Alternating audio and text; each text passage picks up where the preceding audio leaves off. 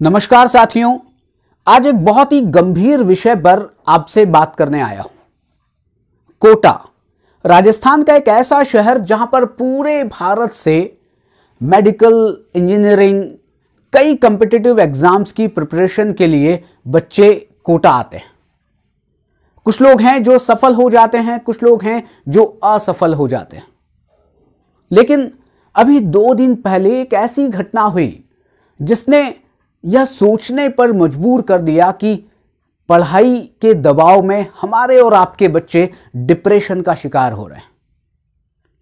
हम सबके सामने ये एक बहुत बड़ा प्रश्न है, क्योंकि उसी डिप्रेशन के कारण 2 दिन पहले कोटा में ही एक दिन में 3 बच्चों ने सुसाइड कर लिया। क्या ये एक बहुत बड़ा प्रश्न नहीं है कि आप और मैं अपने बच्चों को किस लिए पढ़ाना चाहते हैं? लोग कहते हैं, पेरेंट्स कहते हैं कि हम अपने बच्चों को काबिल बनाना चाहते हैं, हम अपने बच्चों को कुछ ऐसा कराना चाहते हैं कि वो कहीं ना कहीं अपने पैरों पर खड़े हों और अपनी परिवार की जिम्मेदारी ले सकें। लेकिन क्या इसके पीछे एक और तथ्य नहीं है कि आप अपने बच्चों को दूसरे के बच्चों से कंपेयर करते हैं?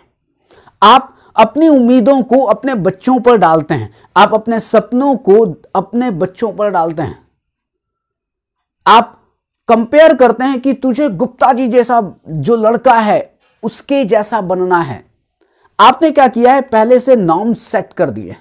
आपने पहले से ही उसके लिए लक्ष्य बना दिया है कि बेटा और बेटी तुझको केवल यही करना है। लेकिन आपने ये नहीं जाना कि आपका लड़का या आपकी लड़की वो कर सकता है या नहीं कर सकता।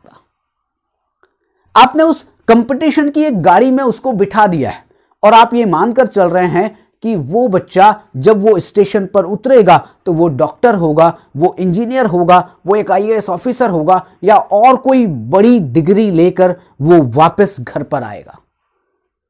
लेकिन जैसे ही आपने उस गाड़ी पर उसको बिठाया, उस कंपटीशन की गाड़ी में, तब वो बच्चा अकेला पड़ रहा है। आपने उसको अनुभव नहीं किया। हर समय, हर वीक, हर 15 दिन में, हर 1 महीने में उनकी अपने टेस्ट होते हैं और उस टेस्ट का दबाव उनके ऊपर हमेशा 24 घंटे रहता है, क्योंकि पीछे से आपका डर है कि आपने उसे कोटा भेजा है, आपने उसे कहीं और भेजा है पढ़ने के लिए, कंपटीशन की तैयारी करने के लिए, बल्कि तैयारी नहीं करने के लिए, उसको पास होने के लिए, उस कंपटीशन को पास होने पर उसको डॉक्टर या इंजीनियर बनाने के लिए। लेकिन आपने उसको अकेला छोड़ दिया और जब भी वो परेशान हुआ तो आप और हम इतने दूर हो गए कि वो अपने मन की बात वो बता नहीं पाया। आप उनकी तो छोड़ दें, आप छोटे बच्चों को देख लें। उनके वजन से अधिक उनके कंधे पर एक बैग होता है जो सुबह 7 बजे घर से निकलते हैं और दिन में 2 बजे घर आते हैं, फिर एक बैग लेते हैं, फिर ट्यूशन पढ़ने चले जाते हैं, फिर आते हैं। मतलब कितना दबाव वो महसूस कर रहे हैं। आपने तो केवल ये कहा कि हम अपने बच्चों को तैयार कर रहे हैं। आपने ये कहा कि हम अपने बच्चों को कहीं ना कहीं इस जो समय जो कंपटीशन चल रहा है उसके लिए हम बिल्कुल और बिल्कुल तैयार करने में जुटे हुए हैं। देखिए, आपकी एक जिम्मेदारी बहुत अच्छी है कि आप उसे तैयार कर रहे हैं आज के समय के लिए।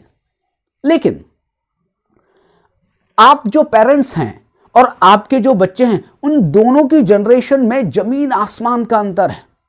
उन दोनों के सोचने और समझने में जमीन आसमान का अंतर है। आपकी सहनशीलता और उसकी सहनशीलता में जमीन आसमान का अंतर है।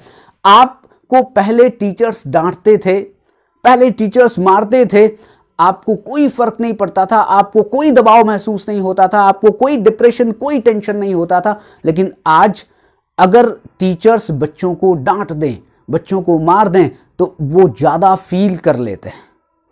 बहुत ही सोच समझकर टीचर्स को भी काम करना पड़ रहा है, बहुत ही सोच समझकर आपको भी काम करना पड़ रहा है। लेकिन अभी भी बात पूरी नहीं हुई है। आपको एक सर्वे की बात बताता हूं जो 2019 में किया गया था और उसमें ये कहा गया कि इस पूरे भारत के 5 करोड़ बच्चे ऐसे हैं जो मानसिक रूप से स्वस्थ नहीं हैं। National centre for biotechnology information की एक रिपोर्ट के अनुसार 13 से 15 साल के बच्चों में हर 4 में से एक बच्चा डिप्रेशन का शिकार है।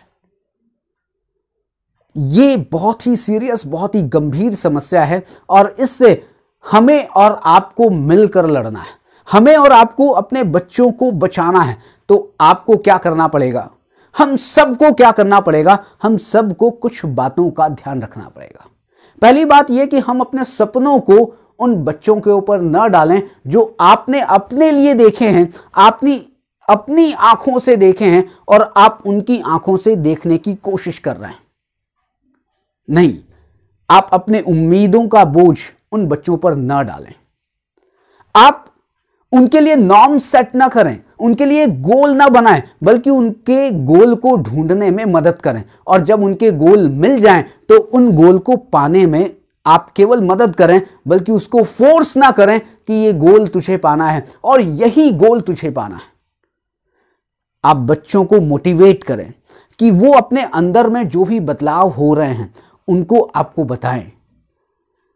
आप खुद थोड़ा सा तैयारी करें कि आप ये खोजें कि आपके बच्चे क्या सोच रहे हैं।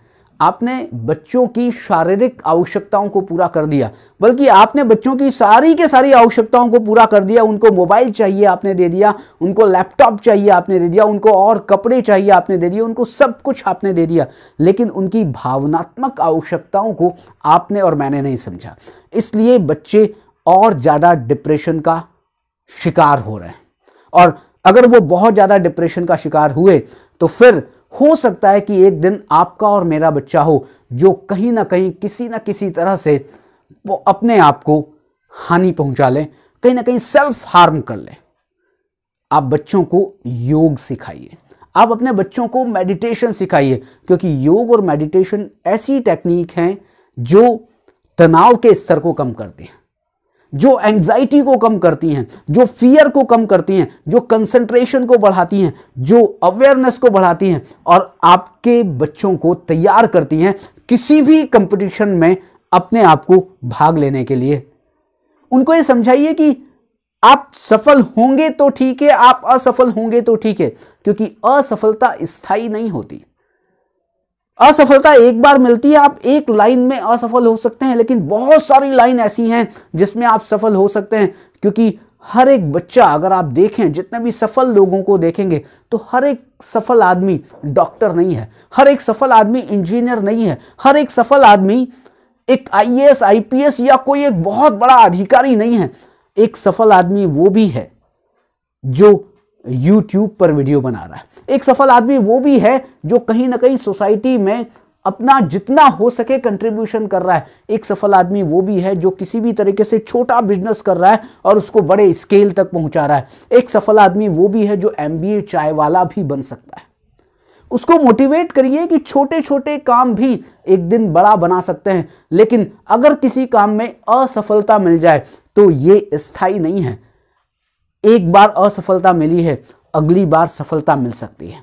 इसलिए अपने बच्चों को पढ़ाई के बोझ से थोड़ा सा बचने दीजिए। पढ़ाई के बोझ में आपके और मेरे बच्चे डिप्रेशन का शिकार ना हो जाएं, इसका ध्यान आज से और अभी से हम और आपको रखना है। मैं अपनी बात यहीं पर समाप्त करता हूं।